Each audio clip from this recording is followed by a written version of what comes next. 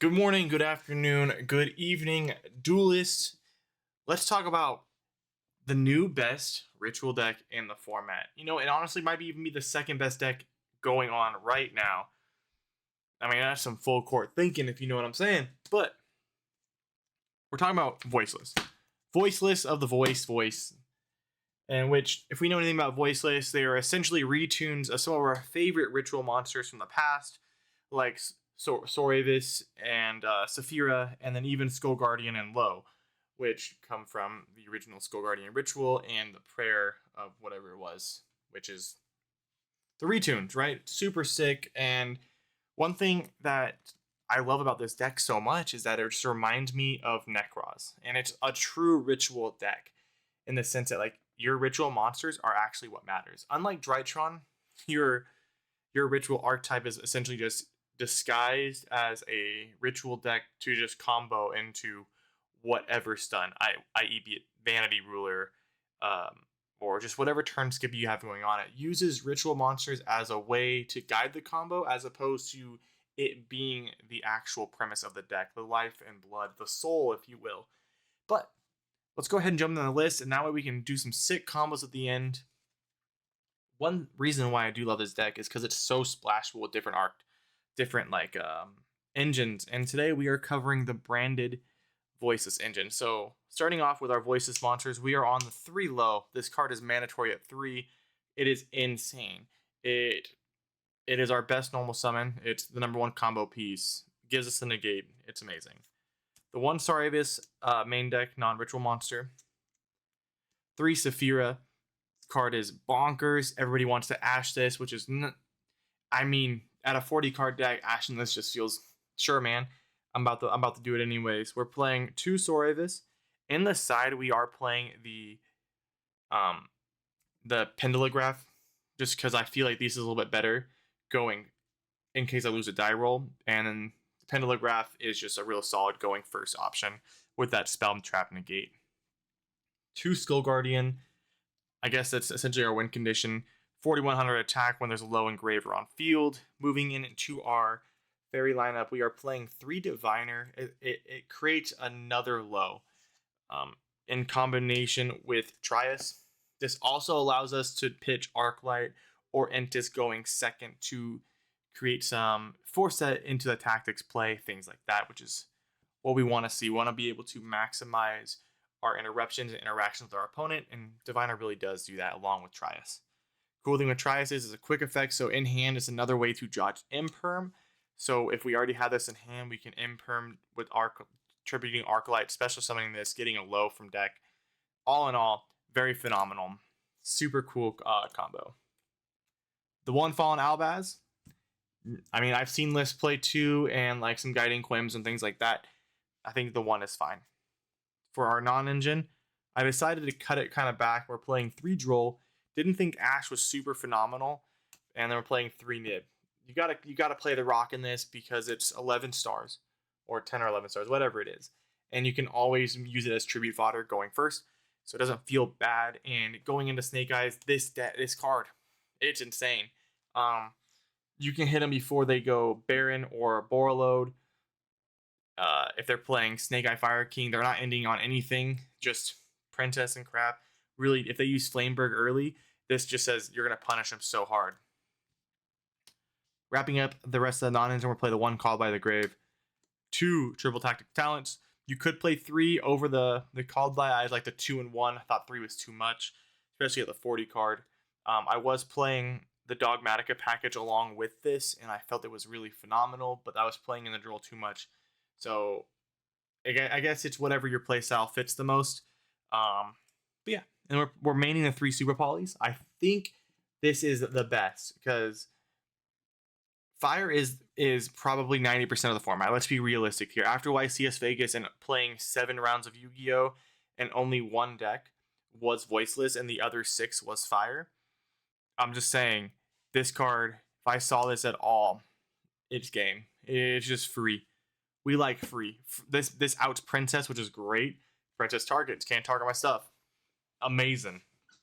Anyways, continue before I start rambling on about the shenanigans that is Voiceless and what we can and can't do. We're playing the 3 Branded Fusion. It is essentially a Foolish Burial. It lets us access. We get a free Mirror Jade. Get Saphira access, which can give us Ritual access, because you can just banish it from grave, Ritual summon from hand. So good. The best searcher in the deck, 3 pre-preparation, right? Now, if you're on the Drytron or the Herald of Perfection build, playing 3 pre-preps and then 1 or 2 preparation rights is probably ideal, so you can search your Bentens and anything else from grave. 2 Prayers of the Voiceless. Been considering bumping this to 3 and playing a 41 card variant. Especially makes pre-preparation rights a lot more alive. Making sure, because you're always going to send 1 to grave with Saphira, and if you don't have Saravis or a way to make it, you're just going to have to recycle. It also allows us to play around draw a little bit more in other hand traps, so it just becomes a little bit more free. In testing, it's been 50-50, but I do think bumping this to 3 might be the move going forward. We are playing 3 Barrier of the Voiceless Voice. Card is phenomenal. With it low on board, all our stuff's non-targeting, which is, hey, we knew how difficult it was to out Dragoon back in the day, and this just kind of reminds me of a Dragoon Towers with a once per turn negate. Super great, super annoying, and then also searchable tutor out of monsters or a pop, which is great. Now let's go hop into our extra deck. Don't mind these ratios. This is something I've been testing. I really enjoy it, and we're gonna go ahead and hop in. We are playing the 1 Link Rebo. Honestly, Anima is phenomenal, but I'm not seeing enough people play into it as much. Since Fire does play it, a lot of people are being a little bit more careful on where they place their monsters so they don't just get Animated away. It's more of a rookie mistake. You can punish the bad players by playing Anima, but I wanted to play a tighter package for my sideboard. The 1 SP Little Knight card's too good. I dropped it down to 1 Dynamon to make room for Ultimate Slayer targets. I never find myself going into it unless it's the grind game or I have it in a real simplified game state. I know that if I have the other search, I kind of win the game. And then we are playing the 1 Ferrigit, just because I'm playing Ultimate Slayer on the side. Arclight, 2 good Searcher, and then the 1 Typhon. This comes up more often than you think, especially playing in the Fire. But it's more of like the tip of the cherry, the iceberg, if you will. It's not amazing. It allows us we can break the board and then drop this on top, which is pretty neat. We're playing our Super Poly targets. We're playing the 1 King Giant in the Swamp, 1 Garura, and then the 1 Earth Golem.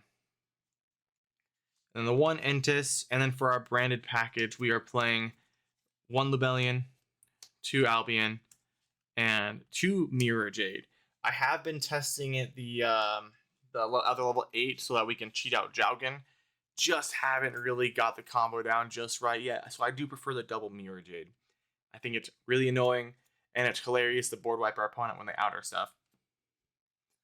But we're going to go ahead and hop into a couple draw hands, just little combos, to kind of check out how this deck operates and just showcase the glory that is branded. So we're just going to go ahead and shuffle up hands. So first, we're starting off with Low, Diviner, Super Poly, Saphira, Diviner. Pretty solid start. So we're gonna start it off. We're gonna hit that Saphira, going to Ritual, drop the Prayer in Grave, and grab ourselves the Skull Guardian. Now we can banish our Saphira to Ritual summon Skull Guardian, tributing Low for full cost. Gonna activate Skull Guardian 1, Low 2. Special summoning, resolving Skull Guardian. We're gonna grab ourselves our Saravis. Effect Low on summon is going to place our Barrier.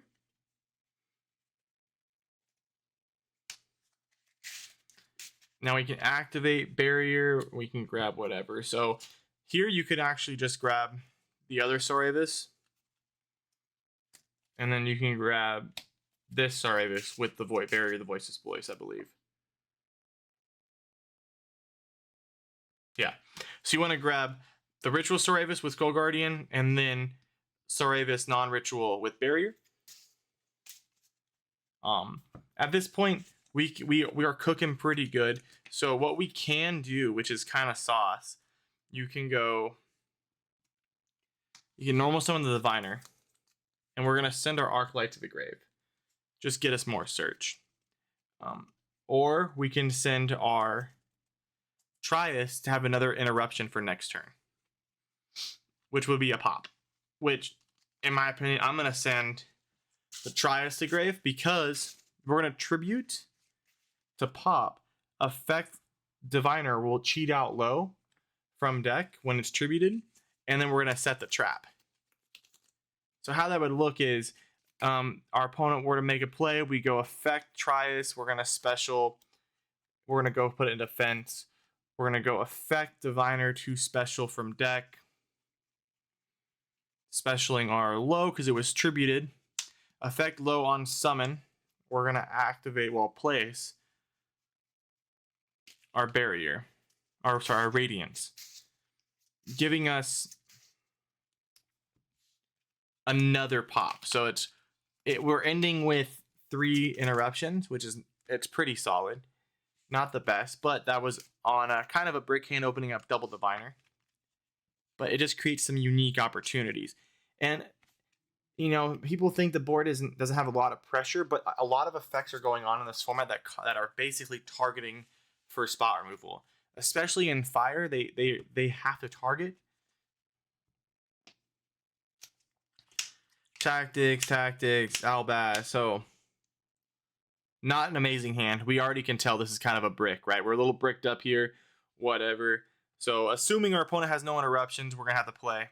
We're going to normal summon Diviner. Diviner effect is going to send Trias. And then we're immediately going to activate Trias' effect. I'm going to say the name differently every time, I bet. And then we're going to tribute our Diviner to special summon. Effect Diviner will activate. And we're praying here they don't have anything. Special summoning low. Low's effect will proc placing our barrier. Now that's what I'm talking about when I'm saying Diviner is essentially 6 copies of low. Activate barrier's effect. We're going to grab our Saphira. We're going to pitch Saphira's effect. Sending the Prayer of the Voiceless Voice. Grabbing our Skull Guardian. You know, at this point we're feeling kind of good. We got a little bit of bodies on board. We do have the Nib in hand and the Fallen Albaz for the crackback, which is kind of funny. And we're going to Ritual Summon Banishing Saphira, which we already know is full combo. We're going to tribute the low. Going to go 1 Skull Guardian, 2 low, special summon, effect Skull Guardian. It's going to grab ourselves. Here, we're probably going to grab the other Cerebus. Not really too worried, but we want to make sure we have maximum interruptions. Now, at this point, yes, we are in super poly range, which is honestly it is what it is. We can either A, leave it like this. More than likely, if they're gonna super poly, they're gonna super poly these away. So if we're just ending here, we're just gonna go ahead and shuffle the prayer and our tactics from hand. Special summon Cerebus. Gives us a little bit more options. If we're feeling real froggy and we don't think our opponent ain't got the move, what we can do is we can just link these 2 away, go into an SP Little Knight. First effect our opponent activates, we're going to cheat out Cerebus, go into the Ritual Cerebus, and then special summon, giving ourselves the trap. Which, that is a play. It is valid. We do have the Nib to keep ourselves going, and then also the tactics plus the Albaz for the kind of a crackback, because we can super poly off that, forcing a lot of interaction. All right, for the little split right there, let's go. First card: Skull Guardian, super poly, Saphira, Nib, Saphira, and then if we were gonna go second, we were drawing another Nib. So hand is kind of bricked up with double Saphira, but we're still making it happen. We're gonna go activate Saphira's effect. This is obviously we're assuming they don't have any hand traps. Everybody's playing 15 damn hand traps in this format, so let's just assume they all got the sauce. But it is what it is. So we can now activate Saphira's effect, banishing Saphira from grave to Ritual Summon Skull Guardian. We're gonna tribute Saphira. Well, we can't tribute Saphira. She's a 6, so we're gonna have to take the Nib. You know, we want to protect the right here as much as possible. So we're gonna use Skull Guardian's effect, giving us the low, since we gotta set ourselves up for success as much as possible. And we're gonna normal low, activate low's effect, go into barrier. And barrier's effect will activate. I'm going to grab. At this point, it really doesn't matter too much because we don't want to sacrifice our super poly, and we want to keep the prayer in there for the alternate effect to kind of retutor everything out if our opponent outs our board, which is pretty nice. But we will grab the Cerebus for the follow-up. It does help out a lot. Now, something I don't recommend people doing is just going Dynamon turn 0. At that point, you're just losing a lot of grind game, especially if you're like me playing 1. Now, if you're playing 2-3 Dynamon and you're really feeling froggy, you got extra interactions like Super Polys, you already got the Cerebus on board, and you don't feel like your opponent's going to have a lot to deal with it, yes, by all means, hit that Dynamon, go into their draw phase, go effect, special effect, boom, and then go ahead and place that barrier from deck. Sure. That's very valid. But then at this point, if you get super polyed, you're kind of done because you already used the effect of low, which is why I don't recommend this unless it's in the grind game and we are on that top deck, or we do have board control and we just need that little bit of extra oomph when it comes to like dismantling our opponent's board. Card is phenomenal. I do think it should be at 1 or 2, sometimes even 3 depending on the variant, but I just wanted to make sure I had room for fun things like Ultimate Slayer, which has come up so often at locals. Honestly, like, this card is just insane. Just facilitates so many combos. Sending an Arc Lightning into Manadium to go full combo, bonkers. Yeah, waste that reframing. Thank you so much. Here's a Super Poly. I know, obviously, Super Poly is like fucking spell speed 10. Can't activate anything to it. But you all know what I mean. Don't forget to like, subscribe, comment, check out the rest of the channel. It would mean the world to me. You know, our goal by the end of the year is 1K subs. I think we can do it. We got some steam going. I did take a break with YCS Vegas coming up, and I wanted to prep as much as possible.